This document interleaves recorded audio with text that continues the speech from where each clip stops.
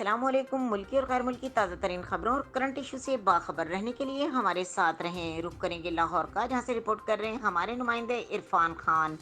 लाहौर के एहतसाब अदालत ने मनी लॉन्ड्रिंग रेफरेंस में शहबाज शरीफ की एहलिया नुसरत शहबाज पर फर्द जुर्म आयद कर दी। कमर में चोट लगने की वजह से शहबाज शरीफ मनी लॉन्ड्रिंग आशियाना और रमज़ान शुगर मिल रेफरेंस में पेश न हुए। लाहौर के दो एहतसाब अदालतों में 3 मुकदमात की समाअत हुई।